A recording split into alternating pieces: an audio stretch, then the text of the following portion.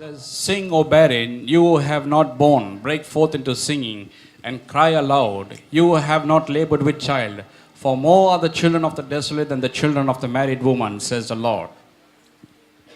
ஏசாயா எழுதின தீர்க்கதரிசனாகமம் 54ஆம் அதிகாரம் 1ஆம் வசனத்தை திருப்பிக் கொள்வோம்.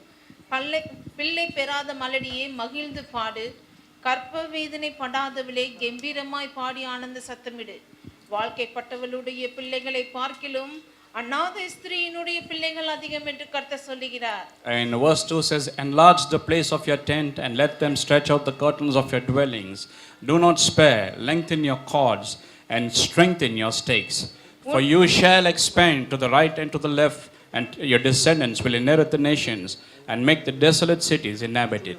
உன் கூடாரத்தின் இடத்தை விசாலமாக்கு, உன் வாசஸ்தலங்களின் திரைகள் விரிவாகட்டும். தடை செய்யாதே, உன் கயிறுகளை நீளமாக்கி உன் முளைகளை உறுதிப்படுத்து.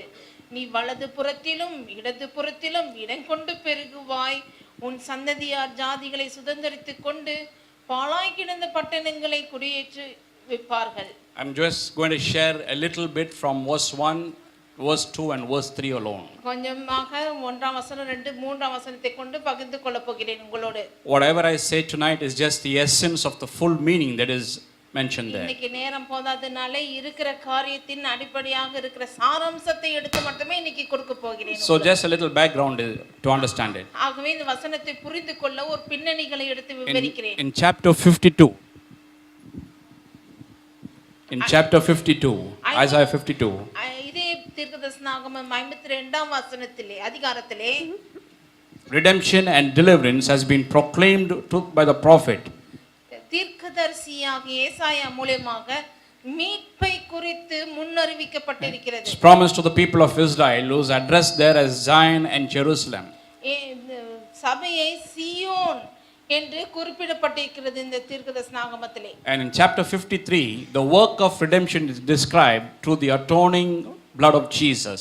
53ஆம் அதிகாரத்திலே இந்த மீட்பின் திட்டம் எப்படி நிறைவேறினது என்பதை குறிப்பிடப்பட்டிருக்கிறது.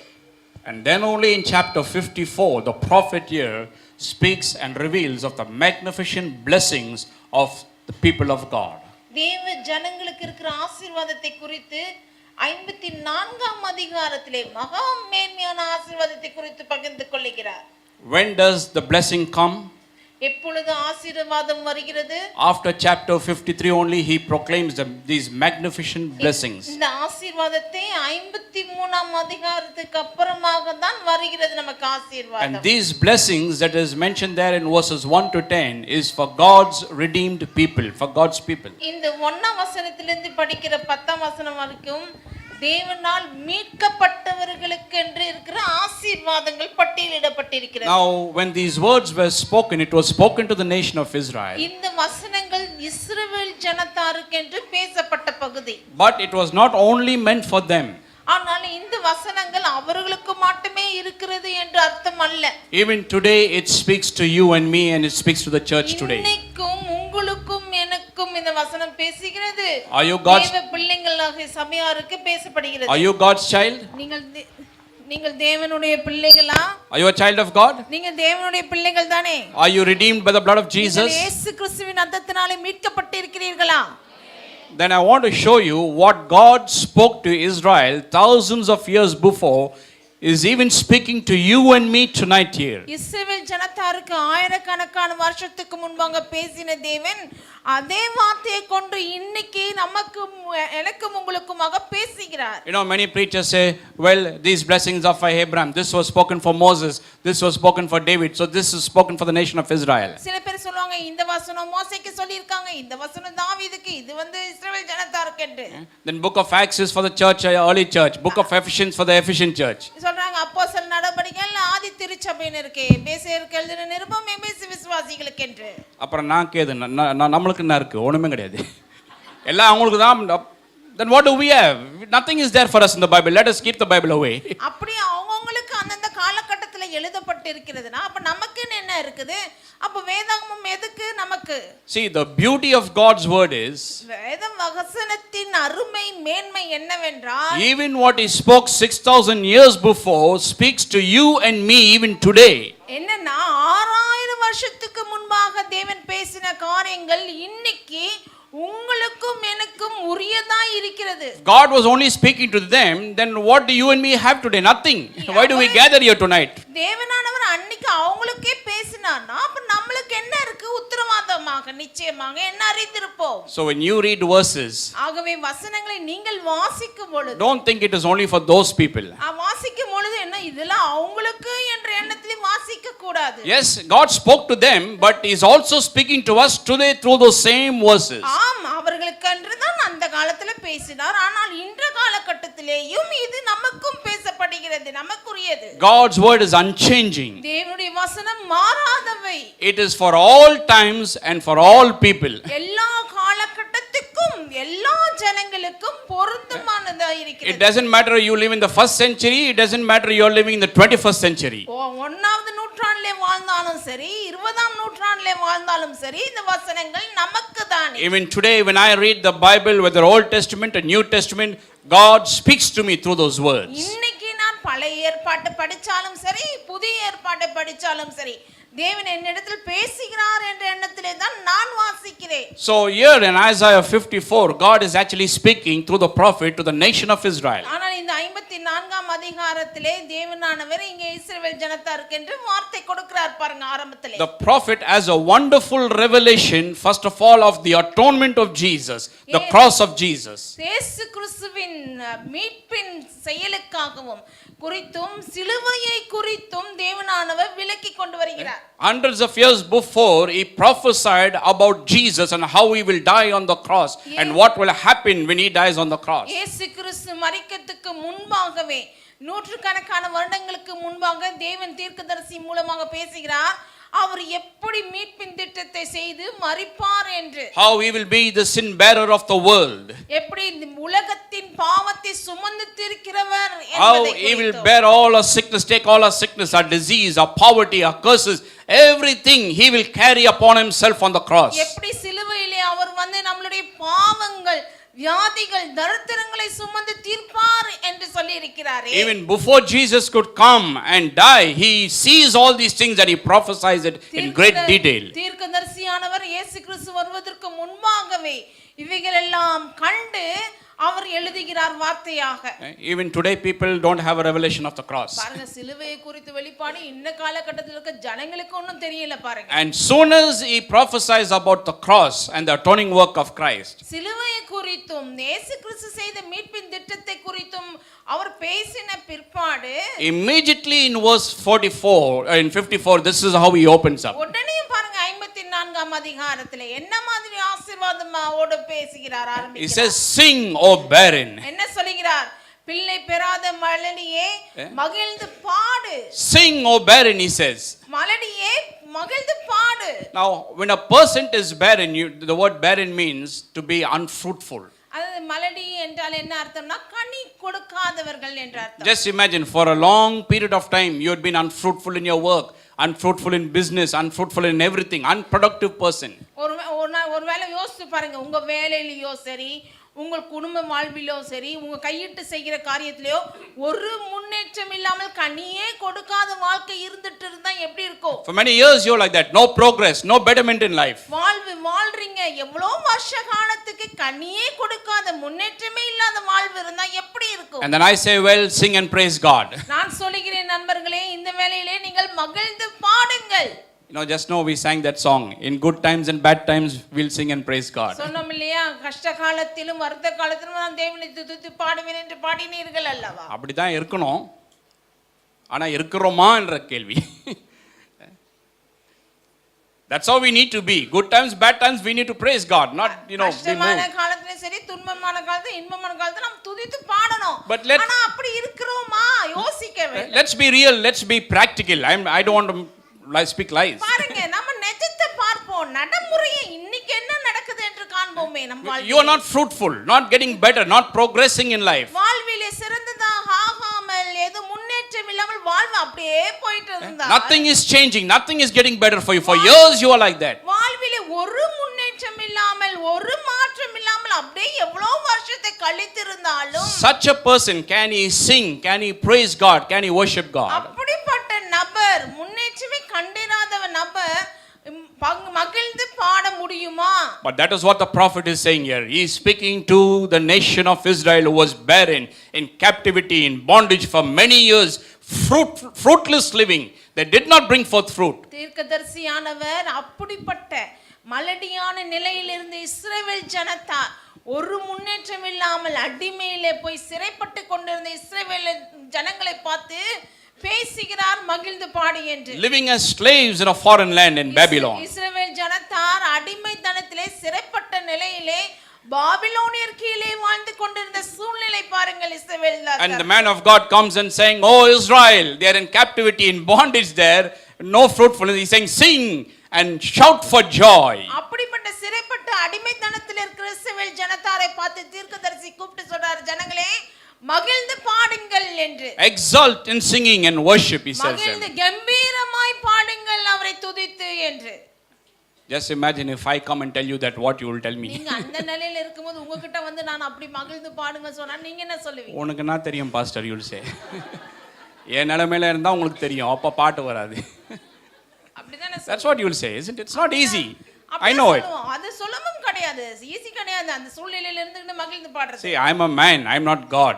நான் மனுஷன், நான் தேவன் இல்லையே. It's difficult to praise and worship and sing and be happy when you're not fruitful in life. வாழ்வில் கனி கொடுக்காத நிலையில அவரை மகிழ்ந்து பாடுவது என்பது கொஞ்சம் கடினம் தான். From a natural standpoint of view, it's very hard. இயற்கையான விதியில பார்த்தோம்னா முடியாத மாதிரி இருக்கிறதா செய்கிறது. Turn with me to a scripture in 137, Psalm 137. சங்கீதம் 137க்கு திருப்பி கொள்வோம். I'll show you this nation of Israel there. அங்க இஸ்ரவேல் ஜனத்தாரை குறித்து காண்பிக்கிறேன். And I'll show you how from a natural standpoint of view it's impossible to praise and worship God. தேவனை துதித்து பாடுவது இயற்கையான சூழ்நிலையில இந்த மாதிரி சூழ்நிலையில இருக்கும்போது முடியாத காரியம் என்பதை காண்பிக்கிறேன். You know, this song was a famous hit many years ago. பாருங்க, இந்த வசனம் 137வது சங்கீதத்தின் முதல் 2 பகுதி, இந்த அதிகாரம் முழுவதுமே அந்த காலத்துல ஆங்கிலத்துல ரொம்ப பிரபலமா பாடின பாடல் இது. Very famous group called Boney M, they sang this song. It's a Bible song, but they sang it. Boney M என்ற ஒரு குரூப் இருந்தாங்க, ஒரு குழுவினர், ஆங்கிலேயர்கள், அதாவது அமெரிக்கருங்க. அவங்க இந்த பாட்டை அந்த காலத்திலே பாடிட்டாங்க 30 வருஷத்துக்கு முன்பாக. Says there, by the rivers of Babylon, there we sat down, yeah, we wept, we remembered Zion, we hung up our harps and upon the willows in the midst of it. For there those who carried us away captive and asked of a song, and those who plundered us requested mirth. என்ன சொல்லுகிறது? இஸ்ரவேல் ஜனத்தார் சொல்றாங்க, பாபிலோன்ல சிறையிருப்புல இருந்தப்போ பாடின பாட்டு பாருங்கள். Babylon ஆறுகள் அருகே நாங்கள் உட்கார்ந்து அங்கே சீயோனை நினைத்து அழுதோம், அதன் நடுவில் இருக்கும் அலரி செடிகள் மேல் எங்கள் கிண்ணறங்களை தூக்கி வைத்தோம். எங்களை சிறைப்பிடித்தவர்கள் அங்கே எங்கள் பாடல்களையும் எங்கள் பாழாக்கினவர்கள் மங்கள கீதங்களையும் விரும்பி சியோனில் பாடல்கள் சிலதை எங்களுக்கு பாடுங்கள் என்று சொன்னார்கள். Not only in those days, even today, God's people, the people of Jerusalem, are known for the singing, the praise and the worship and the dance for God. இந்த அந்த காலத்துல மட்டுமில்லை, இந்த காலத்திலும் கட்டத்திலும் இஸ்ரவேல் ஜனத்தார், யூத ஜனத்தார் பாடல்களிலும் அவர்கள் நடன ஆடுகளிலும் இன்னும் திகழ்கிறார்கள். World famous for praise and worship and the dance for God. தேவனுக்கென்று துதித்து பாடி நடனம் ஆடுவதிலே உலக ரீதியிலே இன்னும் புகழ் பெற்று தான் இருக்கிறார்கள் இஸ்ரவேல் ஜனத்தார். Songs of Israel were known all through the world, very famous. இஸ்ரவேலருடைய பாடல்கள் உலகம் முழுவதும் ரொம்ப பிரபலமா இருக்கிறது இந்த காலகட்டத்தில். And here now the nation of Israel is in Babylon in captivity there. ஆனால் இப்பொழுதோ இஸ்ரவேல் ஜனத்தாரோ பாபிலோன் நாட்டிலே சிறையிருப்பிலே அடிமையா இருக்கிறாங்க. They are slaves there in a foreign land. வெளி அந்நிய தேசத்திலே அடிமைகளாக இருக்கிற நிலைமை. Fruitless, no fruit. கனி இல்ல. Going through very hard and difficult times. நல்ல கடினமான கஷ்டமான காலகட்டம் அவர்களுக்கு நகர்ந்து கொண்டிருக்கிறது. And the people of Babylon are now asking them. இந்த மாதிரியான நிலைமையில பாபிலோனியர்கள் வந்து கேக்குறாங்க அவங்கள பார்த்து, well, we heard that you are great singers, you sing very well and you play very well, music very well. அவங்க சிறைப்பிடித்தவர்கள் வந்து சொன்னாங்க, இஸ்ரவேல் ஜனத்தாரே நீங்க ரொம்ப நல்லா பாடுவீங்க இல்லையா, உங்க பாடல்கள் ரொம்ப அருமையா இருக்குமே. Your songs are world famous. உங்க பாடல்கள் தான் உலகம் முழுவதும் விரும்பப்பட்ட பாடலாச்சே. So come on, let me see, sing one of those songs of Israel and Jerusalem. இஸ்ரவேல் ஜனத்தாரே நீங்க பாடுவீங்களே உங்க பாட்டை, அதை இங்க இப்ப பாடுங்கன்னு சொன்னாங்க. And verse 4, you know what it says there? 4ஆம் வசனத்துல என்ன சொல்லப்பட்டிருக்கிறது தெரியுங்களா? How can we sing the Lord's song in a strange land? என்ன சொல்றாங்க இஸ்ரவேல் ஜனத்தார், கர்த்தரின் பாட்டை அந்நிய தேசத்தில் நாங்கள் பாடுவது எப்படி? How can we sing a song in a strange land? கர்த்தரின் பாட்டை அந்நிய தேசத்தில் நாங்கள் பாடுவது எப்படி என்று We சொன்னாங்க. are here as slaves, we are here in captivity, we are in a foreign land under bondage and suffering.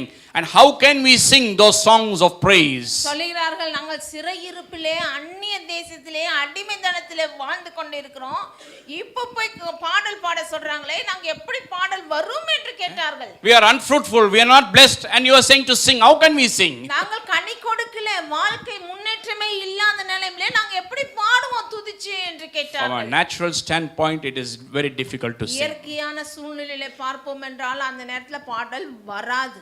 And that is what the prophet is saying here. அதை தான் தீர்க்கதரிசி சொல்லுகிறார் அவர்களை குறித்து. He is telling the people of Israel, the people of Jerusalem, he is saying, sing, O barren. சொல்லுகிறார், இஸ்ரவேல் ஜனத்தாரே, பிள்ளை பெறாத மலடியே மகிழ்ந்து பாடு.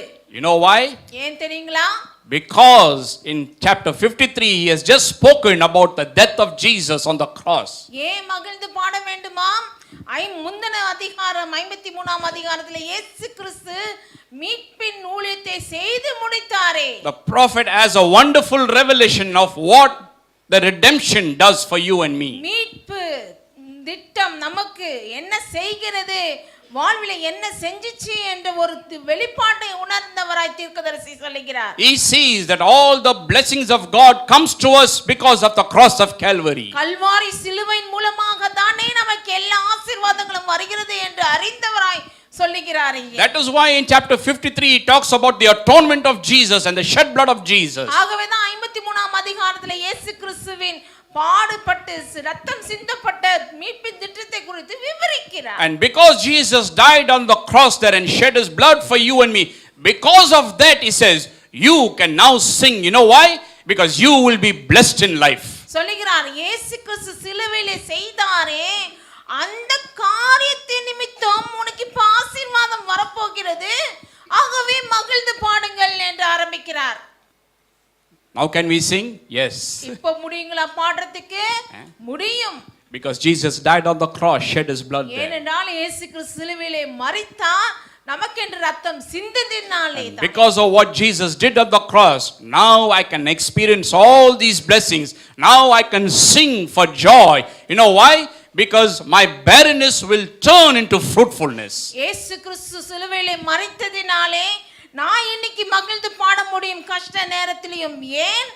அவர் எல்லா ஆசீர்வாதத்தையும் கொடுத்ததனாலே தானே. I tell you, you and me are living in the most glorious days of history. சரித்திரத்திலே மகிமையான காலகட்டத்திலே இன்னைக்கு நம்ம வாழ்ந்து கொண்டிருக்கிறோம். You know, the Old Testament prophets and all the people of God dreamed of the days that you and me are living on now. நீங்களும் நான் இப்ப வாழ்ந்து கொண்டிருக்கிறோமே இந்த வருஷங்களை குறித்து தான் அந்த காலத்துல தீர்க்கதரிசிகளும் பரிசுத்தவான்களும் விரும்பி இருந்தாங்க, நாங்க அந்த காலகட்டத்துல வாழ மாட்டோமோ என்று. We are looking at Abraham, Isaac, Jacob, David, Elijah, Elisha as great and mighty and powerful men of God. நாம பார்க்கிறோம் ஆபிரகாம், ஈசாக்கு, யாக்கோபு, தாவீது மற்றவங்க சாமுவேல்லாம் பார்த்துட்டு எவ்வளவு வல்லமையானவர்கள் வாழ்ந்திருக்கிறார்கள் என்று. But you know what they were saying? அவங்க என்ன சொல்றாங்க தெரியுங்களா நம்மை குறித்து? They were longing and dreaming and desired to see the days that you or me are living in. அவங்க அந்த காலத்திலே வாழ்ந்த பொழுது ஒரு கனவோடு வாழ்ந்தாங்க, விருப்பத்தோடு. என்னன்னு, இந்த காலகட்டத்திலே நம்ம வாழக்கூடாதா என்று எண்ணினார்களே. Isn't that wonderful? எவ்வளவு அருமையான காலகட்டங்கள். We are living in glorious days, the most blessed days, my friend. மகிமையும் மேன்மையும் பொருந்தின வருடக்கணக்கிலே நம்ம வாழ்ந்து கொண்டிருக்கிறோம் இந்த காலகட்டத்திலே. The period of grace. கிருபையின் காலம். Now I want to ask you a question. இப்பொழுது உங்களுக்கு ஒரு கேள்வி கேட்கிறேன். As Jesus come and he died on the cross? சிலுவையிலே இயேசு கிறிஸ்து உலகத்திலே வந்து சிலுவையிலே மரித்தாரா? மரித்தாரா இல்லையா? Is it over? Yes, he came.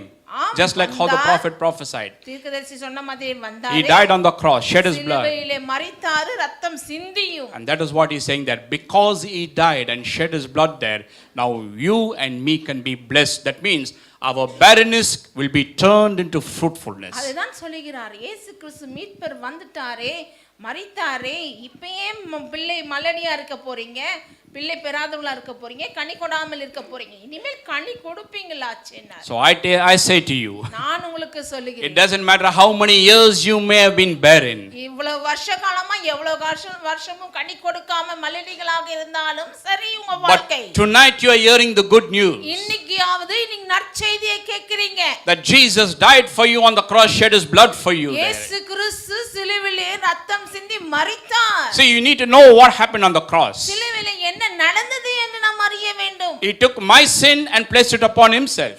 அவர் என்ன செஞ்சார்? தேவன் என்னுடைய பாவத்தை எடுத்தாரு, அவர் மேல வைத்து விட்டாரு. Gave me his righteousness. அவருடைய நீதி அல்லவா எனக்கு தரித்தாரு. I was under the power of Satan and sin. He took that upon himself. நான் அல்லவா பாவத்துக்கு அடிமையாக இருந்தேன், அந்த அடிமைத்தனத்தை எடுத்து இயேசு மேல அல்லவா தேவன் போட்டார். He took my sickness and disease and he gave me health and healing. அவர் என்னுடைய வியாதி நோய்கள் எல்லாம் அவர் மேல போட்டு அவருடைய தெய்வீக சுகத்தை அருளி He இருக்கிறார். took my poverty on the cross and gave me blessing instead. என்னுடைய தரித்திரத்தையே சுமந்துட்டு அவருடைய ஐஸ்வரியத்தை என் மேல போட்டார். He took every curse so that I may be blessed in this life. நான் இந்த வாழ்விலே ஆசீர்வாதமாக இருக்க என்னுடைய சாபம் அனைத்தையும் எடுத்து போட்டாரே அவர் மேல. This is what the prophet is saying இதை here. தானே தீர்க்கதரிசி சொல்லுகிறார். Because of what Jesus has done on the cross, now you and me can be blessed in life. இயேசு கிறிஸ்து சிலுவையிலே செய்ததின் நிமித்தம் தானே நம் வாழ்விலே இன்னைக்கு ஆசீர்வாதம். No cross, no shedding of blood, no blessing for mankind, my ரத்தம் friend. சிந்தவில்லை எனில், சிலுவை இல்லை என்றால் நம்முடைய வாழ்விலே ஆசீர்வாதம் கிடையாது. That is why as soon as he prophesies of after the cross, he tells about the blessings. ஆகவே தான் பாருங்க, சிலுவையை பத்தி மீட்பின் திட்டத்தை சொன்ன உடனே ஆரம்பிக்கிறார் பாருங்க ஆசீர்வாதத்தை குறித்து. Okay, but what is this barrenness spoken about here? ஆமா சரி இருக்கட்டும். இப்போ மலடி என்று சொல்றாரு, எதை குறித்து அவர் பேசுகிறார் தீர்க்கதரிசி? First of all, it was talking about the barrenness of the Jewish church there. அங்கே யூத சபையினருடைய நிலைமை மலடியாக இருக்கிறதே அதை குறித்து பேசுகிறார். You know, the Jewish church had very few people as believers. I think very few people they were. காலகட்டத்திலே யூதர்களும் சபை வடிச்சு நடத்துனாங்க. அந்த சபையிலயோ கொஞ்சம் பேர் தான் வந்துட்டு Very few converts coming and அந்நிய புறஜாதியானவர்கள் யூத குலத்தை தழுவினவர்கள் கொஞ்சம் பேர் தான் இருந்தாங்க. rarely one or two from the Gentile world will come and get converted to Jewish. அந்த யூத சபையிலே புறஜாதியார்கள் கொஞ்சம் பேர் தான் வந்து சேர்ந்தாங்க தேவன் அண்டையிலே இந்த சபையிலே. It was barren. அது எப்படி இருந்தது சபை நிலைமை? மலடியாக. No growth. வளர்ச்சி இல்லை. Few people, Jewish people were just few people only. யூத ஜனங்க கொஞ்சம் பேர் தான் இருந்தாங்க. But then because of the cross and the shed blood of Jesus. ஆனால் இயேசு கிறிஸ்து வந்து சிலுவையிலே மரித்து ரத்தம் சிந்தி மரித்த பிற்பாடு என்ன நிலைமாச்சு? And on the day of Pentecost when God poured out his spirit. Pentecost நாள் வந்தது, தேவனானவர் அவருடைய ஆவியை பொழிந்தருளினார். One sermon. ஒரே பிரசங்கம். Just one sermon. யூத ஜனம் ஒரே ஒரு ஆள் ஒரு பிரசங்கம் பண்ணாங்க. 3,000 people got converted. அன்னைக்கு 3000 பேர் ரட்சிக்கப்பட்டு சபையிலே சேர்க்கப்பட்டாங்க. And you read the book of Acts, it says every day people were added unto the church there. பாருங்க அப்போஸ்தலர் நடவடிக்கையை படிச்சு பாருங்க, அன்னுதினமும் ஜனங்கள் சபையிலே சேர்க்கப்பட்டு கொண்டிருந்தார்கள். See, now the church that was barren before became fruitful now. இவ்வளவு நாள் யூத சபை மலடியாக உற்பத்தி இல்லாமல் இருந்ததே, இப்போ எப்படி நிலைமை மாறிடுச்சு? From that day till today, from this very moment that I'm preaching, அந்த ஆரம்பத்திலே அந்த நாளிலிருந்து இந்த நாள் நான் சபையில பேச மட்டுமாக all over the world people had every day been added to the church. சபையிலே ஒவ்வொரு நேரமும் உலக ரீதியிலே ஜனங்கள் சேர்த்து கொண்டே இருக்கிறார்கள். See, what was few now has become, you know, the gospel has almost reached the entire world, almost. அந்த காலகட்டத்தில் ஆரம்பித்த போது கொஞ்சம் பேர் தான் இருந்தாங்க. ஆனால் இப்பொழுதோ சுவிசேஷம் உலகம் எங்கும் பிரசங்கிக்கப்பட்டு போகுது ஜனங்கள் இடையிலே. So I would say, ஆகவே சொல்லலாம் இப்படி. first of all, it applied to the church. முதல்ல சபைக்கு வெச்சு பேசுவோம். And now it is applying even to this church also. இந்த சபையும் குறித்து பேசலாம் இவைகளை வசனத்தை வைத்து. I know Pastor Vinod, I know the hard work and the labor that he has invested. போதகர் வினோத பத்தி தெரியும். அவருடைய வேலை, அவருடைய பிரயாசம் இந்த சபைக்கு என்னென்ன இருந்தது என்று தெரியும். Yes, so long it may have been barren. That means, no, not that fruitful. அவ்வளோ இவ்வளவு நாட்களாக அவ்வளவா கனி கொடுக்காமல் ஏதோ உற்பத்தி இல்லாதது போல இருந்தது. But in a moment I'll show you what is going to happen. என்ன ஆக போகுதுன்னு இன்னும் கொஞ்ச நேரத்துல சொல்றேன் பாருங்க. That's why today is good news and little bad news also. ஆகவே தான் கொஞ்சம் சில நற்செய்தி வச்சிருக்கேன், அது கொஞ்சம் வர்த்தமானம் இருக்கு சொல்றேன் பாருங்க. That bad news is good news only. அந்த வர்த்தமான செய்தியும் உங்களுக்கு நற்செய்தி தான். That's positive bad news, not negative bad news. அது முன்னேற்றத்தை உற்பத்தி பண்ணுகிற ஒரு கஷ்டமான Okay, செய்தி. so first verse is talking about barrenness will be turned into fruitfulness. முதல் வசனம் என்ன சொல்லுகிறாரு? உங்கள் மலடியா இருக்கிறது நிலைமை வந்து மாறி கனி கொடுக்கும். So even if you are there நீங்க அங்க இருந்தீங்கன்னா and you say my life has been unfruitful for many years, தனிப்பட்ட முறையில நீங்க சொல்லிடலாம், ஆமாங்க இவ்வளவு வருஷமா என் வாழ்விலும் கனி இல்லாம தான் இருக்குது. I've served God, I've been faithful, I've been loyal, but I've never progressed. My life has not gotten better, not changed. நான் தேவனுக்கென்று வாழ்றேன், தேவனுடைய காரியத்துல சரியா செய்யறேன், தேவனுக்கென்று நான் வாழ்ந்து கொண்டிருக்கிற உத்தமமா, ஆனா என் வாழ்க்கை இன்னும் முன்னேறம் அடைந்த மாதிரி தெரியலங்கன்னு சொல்லலாம். See, as a child of God, you must be fruitful in every aspect of your life. தேவ பிள்ளைகளாக இருந்தோம் என்றால் நம்ம வாழ்வு எல்லா பகுதியிலேயும் கனி உற்பத்தி செய்ய வேண்டும். But so long if you are not fruitful, blessed in every aspect, இந்த இவ்வளவு காலகட்டமாக ஆசீர்வாதம் இல்லாமல் கனி கொடுக்காமல் இருந்திருப்பீர்கள் என்றால் from tonight it will be different. இரவிலிருந்து காரியம் வித்தியாசமாக நடந்தேறும் உங்களுக்கு. Amen. Amen. Your life will be fruitful. உங்கள் வாழ்வு கனி உற்பத்தி செய்கிறதாக இருக்கும். In every area that you are barren, you will begin to bring forth abundant of fruit in your life. உங்க வாழ்வின் எந்தெந்த பகுதியிலே கனி உற்பத்தி செய்யாம இருந்தீங்களோ, மேன்மை அடையாமல் இருந்தீர்களோ, அது எல்லா இடத்திலும் கனி உற்பத்தி செய்வீர்கள் இனிமேல். In all aspects of your life you will become fruitful because of the cross of Calvary, shed blood of Jesus. எல்லா பகுதியிலும் கனி உற்பத்தி செய்வீர்கள். ஏன் தெரியுங்களா? இயேசு செய்து முடித்த சிலுவை நிமித்தம் தான். I challenge you, you will never be the same from tonight. இன்னே ராத்திரியிலிருந்து நீங்கள் பழையவர்களாக இருக்க மாட்டீர்கள், சவால் விட்டு சொல்லுகிறேன். Okay, but let us look at verse 2 for a moment. இரண்டாம் வசனத்தை பார்ப்போம். See, this is where the positive side of bad news also is there. இங்க இருக்குது பாருங்க ஒரு செய்தி நமக்கு. It says, enlarge the place of your tent and let them stretch out the curtains. Do not spare, lengthen your cords. For you shall expand to the right and to the left, and your descendants will inherit the nations and make the dwellings desolate and him inhabited. சொல்லிருக்கு இரண்டாம் வசனம் மூணாம் வசனம். உன் கூடாரத்தின் இடத்தை விசாலமாக்கு, உன் வாசஸ்தலங்களின் திரைகள் விரிவாக்கட்டும், தடை செய்யாதே, உன் கயிறுகளை நீளமாக்கி உன் முளைகளை உறுதிப்படுத்து, நீ வலது புறத்திலும் இடது புறத்திலும் இடங்கொண்டு பெருகுவாய், உன் சந்ததியார் ஜாதிகளை சுதந்தரித்துக் கொண்டு பாழாய் கிடந்த பட்டணங்களை குடியேற்றுவிப்பார்கள். What does it say? Enlarge the place of your tent and stretch forth your curtains. என்ன சொல்லுகிறது? உன் கூடாரத்தின் இடத்தை விசாலமாக்கு. Now in the old, வாசஸ்தலங்களின் திரைகள் விரிவாகட்டும். today we gather in buildings to worship God. Church, we assemble in a building. இந்த காலகட்டத்துல சபை noni எங்க வந்து நம்ம சேருகிறோம்? ஒரு கட்டடத்துக்குள்ள வந்து சேருகிறோம். But in those days there were no buildings. They fellowshipped in a tent. அந்த காலகட்டத்திலே ஒரு கூடாரத்திலே தானே வந்து தேவனை ஆராதித்தார்கள். Tent தெரியுமா? டென்ட் தெரியுங்களா? கூடாரம் தெரியுமா தெரியாதா? Tent. கூடாரம். They had a tent there and that's how they fellowshipped in the tent. பாருங்க கூடாரம் போட்டு அந்த கூடாரத்திலே தானே சபை வச்சு நடத்தி கூடினார்கள். And now the prophet is saying, enlarge in your tent, stretch forth your curtains. என்ன சொல்லுகிறார் தீர்க்கதரிசி? உன் கூடாரத்தின் இடத்தை விசாலமாக்கு, உன் வாசஸ்தலங்களின் திரைகள் விரிவாக்கட்டும். Enlarging, that means they had to stretch forth the tent and the curtains, make it bigger now. என்ன சொல்லுகிறார்? விசாலமாக்கு டென்ட்டை, திரைகளை விரிவாக்கு, இன்னும் பெருசு பண்ணு. In other words, God is saying, make it more bigger. என்ன சொல்லுகிறார்? Stretch it forth. என்ன சொல்லுகிறார் தேவன்? பெருசு பண்ணு, இன்னும் இழுத்துட்டு போ, எவ்வளவு தூரமோ போட்டு அங்க போய் இழுத்து போடு டென்ட்டை, அவ்வளவு தூரத்துக்கு என்றார். He's saying, get ready for expansion. சொல்லுகிறார் ஆயத்தமாய் இருங்கள் விரிவாகறதுக்கு என்று. Now, this is where I said the bad news is. சொன்னேன் அல்லவா? He spent so much of money and built this place. இவ்வளோ காசு கொடுத்து இவ்வளோ அழகா செஞ்சிருக்கிறாரு வினோத் பாஸ்டர். டென்ட் தான் கொஞ்சம் இழுத்துக்கலாம். Today only he is dedicating it. இன்னைக்கு இன்னைக்கு தான் வேற பிரதிஷ்டை பண்ணிருக்கிறாரு. But you know what is going to happen? என்ன ஆக போகுது தெரியுங்களா? இன்னைக்கே ஃபுல்லா இருக்குது. Today itself is almost full. இன்னைக்கே இவ்வளவு தூரம் நிரம்பிடுச்சே. இந்த இடம் எங்க பத்த போகுது? வேற இடம் பாருப்பா சீக்கிரமா. பெருசா பாத்துரு அத்தவாட்டி.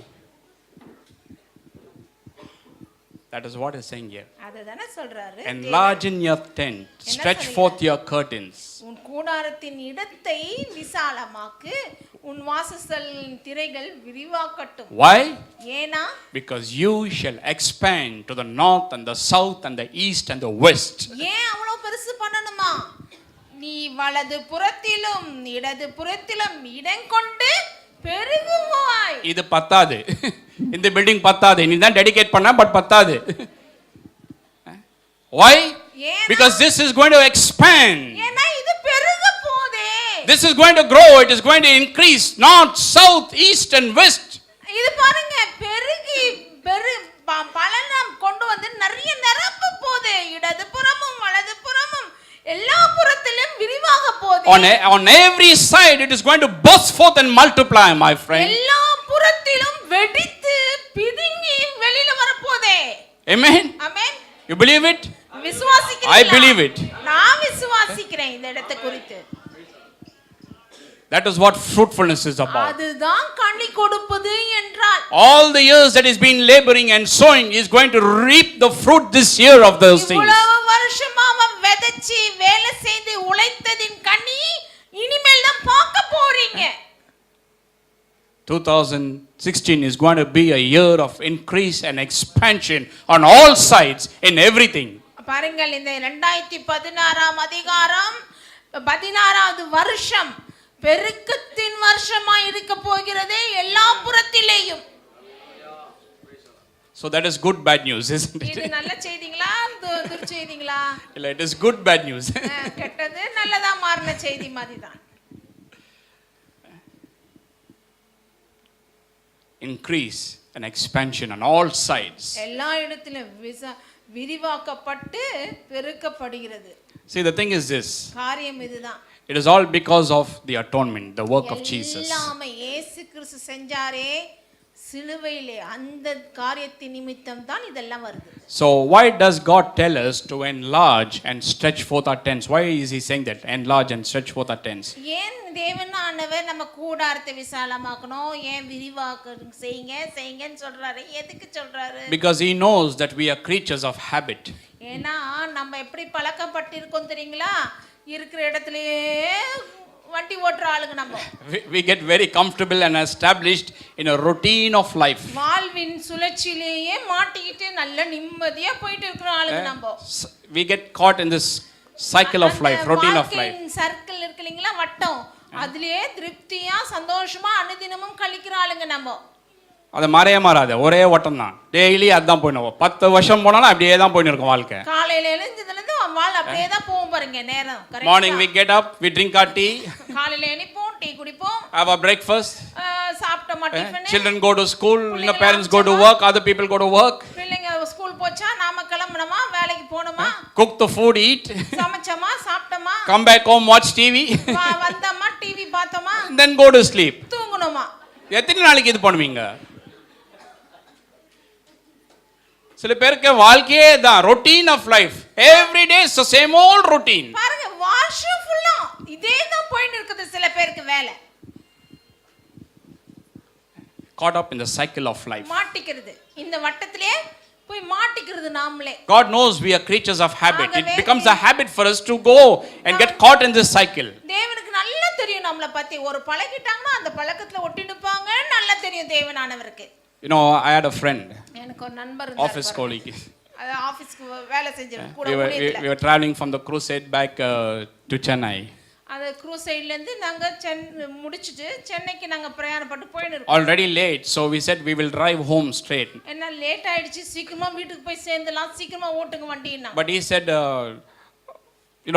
he was saying no, we will go to the hotel, have dinner and then go. It doesn't matter. எவ்வளவு லேட் ஆனாலும் பரவாயில்லை. என் கூட அந்த ஃப்ரெண்டு சொன்னாரு இல்லைங்கல்ல ஹோட்டல் போய் நிம்மதியா சாப்பிட்டுட்டு போலாம் நம்மன்னாரு. I'm telling him, no, we'll go home. So many days we were not home. More than 25 days we were out of town. இல்ல நம்ம Let's go home quickly. 25 நாள் ஆச்சு நம்ம வீட்டுக்குள்ள இருந்து வெளியில வந்து சீக்கிரமா வீட்ல போய் பாத்துருவோமே உளுந்துருவோமே போயிடலாம் நம்ம சீக்கிரமா வீட்டுக்கு. என்ன You know what he said?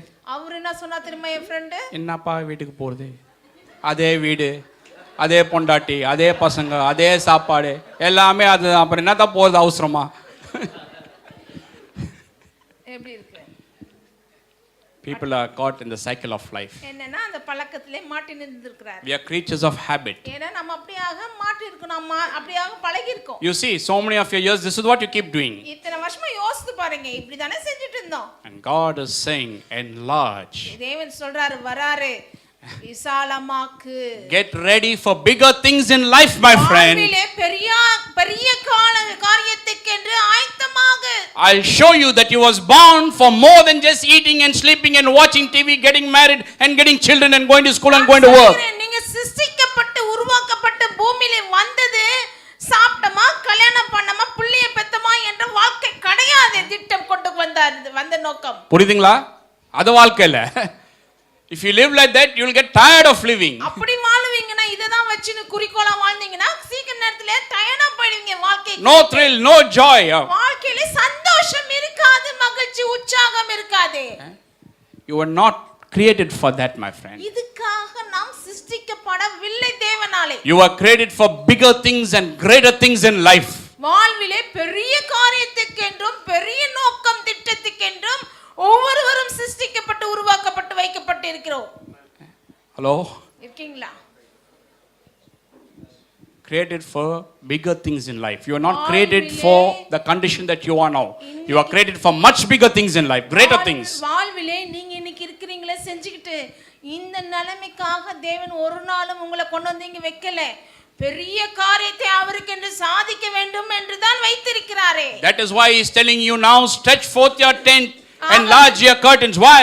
Think bigger, have a bigger vision for life, because I want to do bigger things for you in life. சொல்லுகிறார் தேவன், உன் கூடாரத்தை விசாலமாக்கு, உன் திரைகள் விரிவாகட்டும், சிந்தனையை பெருசு பண்ணு, நான் செய்யத்துக்கு நிறைய காரியம் வைத்திருக்கிறேன் உன் வாழ்க்கையிலே கொண்டு என்று சொல்றார். I tell you, my friend, நான் சொல்லுகிறேன் நண்பர்களே, we serve a big God, a great God, not a small God. நாம தொழுகிற தேவன் ஆராதிக்கிறவர் சின்னவர் கிடையாது, மகா பெரிய தேவனை நாம் சேவிக்கிறோம். Amen. Amen. A big God, a great God, a mighty God. பெரிய தேவன், சர்வ வல்லமை உள்ள தேவனை நாம் ஆராதிக்கிறோம் அல்லவா? How can this big and great and mighty God have small things for you in life? அவ்வளவு பெரிய சர்வ வல்லமை உள்ள தேவன் வாழ்க்கைக்கு உங்களுக்கு இவ்வளவுனா கொடுத்திருக்கிறாரு.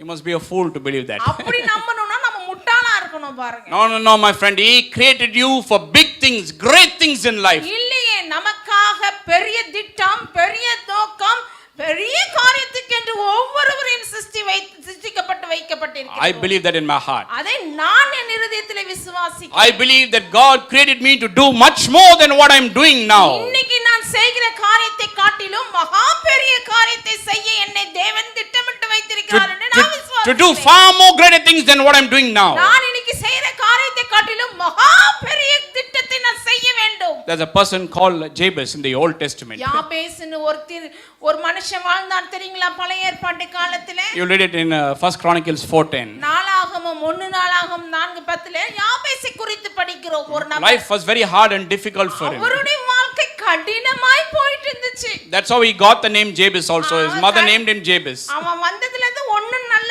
வேலை செய்யல வாழ்க்கை, அதனால தான் யாபேஸ்னே பேர் வச்சாங்க அவங்க அம்மா. But this person understood one thing. ஆனா இந்த யாபேசோ ஒரு காரியத்தை அறிந்து கொண்டான். He was suffering in life, going through pain and misery, and he was not doing great things in life, not fruitful in life. வாழ்வு இப்படி போயிட்டு இருக்கே, எல்லாரும் வெறுக்கறாங்களே, எது செஞ்சாலும் வாய்க்காம இருக்குதேன்னு யோசிச்சான்.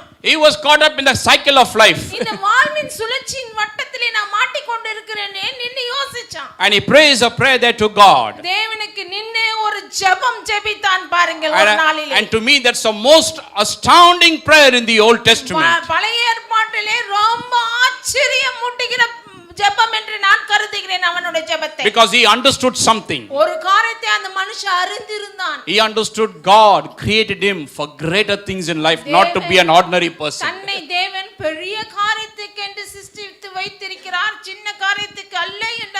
மனுஷனாயிருந்தான். He knew God did not create him just to eat, sleep, get married and get children and all that. அவனை வந்து சிருஷ்டித்தது ஏதோ சாப்பிட்டமா கல்யாணம் பண்ணமா குழந்தை பேக்கமோ குடும்பம் நடத்தணுமான்றதுக்காக அல்ல என்று அறிந்து கொண்டான். வாழ்க்கையில கொஞ்சம் செட்டில் ஆயிடலாம், கம்ஃபர்டபுளா இருக்கலாம். செட்டில் ஆகுமான்னு. He knew God created him for greater things in life, bigger things in life. வாழ்விலே பெரிய காரியத்தை வைத்து நம்ம காரியத்தை சாதிக்கும்படி தான் தேவன் நம்ம வெச்சிருக்கிறார் என்று அறிய வந்தான். And he says, "Oh God, that you சொன்னானே. bless me and enlarge what I have." சொல்லுகிறான், ஓ தேவனே மெய்யாகவே நீர் என்னை ஆசீர்வதித்து என் எல்லையை பெரிதாக்கும் என்று ஜெபித்தான். எத்தனை பேர் இந்த காலத்துல இந்த மாதிரி பண்றாங்க, ஜெபம் பண்றாங்க? இப்படி பண்றோமா? ஆண்டவரே இருக்குதே போதும் ஆண்டவரே, ஸ்தோத்திரம் ஆண்டவரே. They only think time is already 5 minutes late, but it's okay. What is he saying? பத்தாது. போதாது ஆண்டவரேன்னு சொல்றார். But what we are telling today? இன்னைக்கு நாம என்ன சொல்றோம்? கொஞ்சம் குத்தா போதும் ஆண்டவரே. All my life I'll be thankful and grateful. Give me little blessing. ஆண்டவரே இந்த கொஞ்சம் ஆசீர்வாதம் செஞ்சிட்டீங்கன்னா போதும், வாழ்நாள் முழுவதும் உனக்கு நன்றியா இருப்பேன் ஆண்டவரே. But he says, take what I have, bless it, stretch it forth, enlarge in what I have. இல்லையே, இவன் எப்படி ஜெபிச்சான்? ஆண்டவே என்கிட்ட இருக்கிற கொஞ்சத்தை எடுத்து என்னை ஓ தேவனே மெய்யாகவே ஆசீர்வதித்து என் எல்லையை விரிவாக்கும் என்று சொன்னான். He knew that God is a great God and a mighty God, and God had big plans and purposes for his life. அவன் அறிந்திருந்தான், என் தேவன் பெரியவர், மகா சர்வ வல்லமையுள்ளவர், அவரால பெரிய காரியம் செய்ய முடியும் என்னை கொண்டு. He knew that God created him for much more than what he was experiencing. அவன் வாழ்வில் என்ன அனுபவித்துக் கொண்டிருக்கிறானோ இது அல்ல, இதை காட்டிலும் பெரிய காரியத்துக்கு என்று தானே என்னை தேவன் சிருஷ்டித்தார் என்று அறிந்து ஜெபித்தான். How many of you believe that? அதை நீங்க எத்தனை பேர் விசுவாசிக்கிறீங்க இப்படி என்று? Believe that, my friend. விசுவாசிங்க நண்பர்களே. God had created you for much more than what you are experiencing right now in life. வாழ்விலே இந்த காலகட்டத்தில் நீங்கள் என்ன அனுபவித்துக் கொண்டிருக்கிறீர்களோ அதை காட்டிலும் பெருசு வச்சிருக்கிறார் தேவன் உங்களுக்கு என்று. Don't just be satisfied with the little blessings that you experience. வாழ்விலே அனுபவிக்கிறீங்களே கொஞ்சம் கொஞ்சம் ஆசீர்வாதம், அதை வச்சு போதும்னு சொல்லிட்டு இருக்காதீங்க. No, we serve a mighty God. இல்ல இல்ல, நம்ம சேவிக்கிறவர் மகா மேன்மை உள்ளவர், சர்வ வல்லமை மிக்க So தேவன். that is why he is saying here, stretch ஆகவே forth, சொல்லுகிறார், enlarge your tent, stretch forth your ஆகவே curtains. தேவனே சொல்றார், உன் கூடாரத்தின் இடத்தை விசாலமாக்கு, உன் திரைகள் விரிவாக்கட்டும். You are going to increase on all sides, burst forth. எல்லா இடத்திலும் வெடித்து பெருக போறீங்க, எல்லா புறத்திலேயும். Not only Pastor Vinod and the church here, but every member here is going to burst forth on all sides in this year 2016. போதகர் வினோதம் அவர் சபை மாத்திரமல்ல, ஒவ்வொரு தனிப்பட்டவர் நீங்களும் உங்க வாழ்விலே இப்படியாக தான் எல்லா புறத்திலும் பெருகுவீர்கள். You are going to tell me that the place is not enough. சொல்ல போறீங்க, பார்த்து இந்த இடம் போதலன்னு. Because God is saying, enlarge your tent, stretch forth your curtains. தேவனே சொல்லிட்டாரே, கூடாரத்தை விசாலமாக்கு, நீ பெருக போற. So he has to see for the bigger place now, shortly. ஆகவே இப்போது ஆரம்பிக்கணும் பெரிய இடம் பார்க்க. I'll close with that. Thanks, Pastor. கர்த்தர் எங்களை நடத்தின விதங்களை நான் உங்களோடு பகிர்ந்து கொள்ள விரும்புகிறேன். ஆனால் சமயம் இல்லை, நான் சீக்கிரமாக முடிக்கணும் அப்படின்றதுக்காக ஒரு சில வார்த்தைகளை நான் சொல்லிக் கொள்கிறேன். அழைத்தது தேவன். எத்தனையோ எதிர்ப்புகள், எதிர்மறையான சூழ்நிலைகள் எல்லாவற்றிலும் அழைத்த தேவன் உண்மை உள்ளவராயிருந்து இம்மட்டும் எங்களை நடத்தி கொண்டு வந்திருக்கிறார். அதற்காக நான் தேவனை ஸ்தோத்திரிக்கிறேன். இந்த காரியங்களுக்காய் உழைத்த, ஒத்துழைத்த, உதவி செய்த ஒவ்வொருவருக்கும் நான் நன்றிகளை சொல்லிக் கொள்கிறேன். மாத்திரமல்ல, இன்னும் அநேகர் ரட்சிக்கப்பட போகிறார்கள், இன்னும் அநேகர் ஆண்டவர் அறிந்து கொள்ளப் போகிறார்கள். அதற்கு இந்த ஸ்தலம் ஒரு காரணமாக இருக்க போகிறது. அதற்கு யாரையெல்லாம் கர்த்தர் கருவியாய் பயன்படுத்துகிறாரோ அவர்களுக்கெல்லாம் நிச்சயமாய் அதற்கான ஆசீர்வாதம் உண்டு. அநேகர் தங்கள் பணங்களையும் தங்கள் உழைப்பையும் தங்கள் நேரத்தையும் தேவனுடைய ராஜ்யத்தில் விதைத்திருக்கிறார்கள். நிச்சயமாகவே அதனுடைய பலனை நீங்கள் காண்பீர்கள்.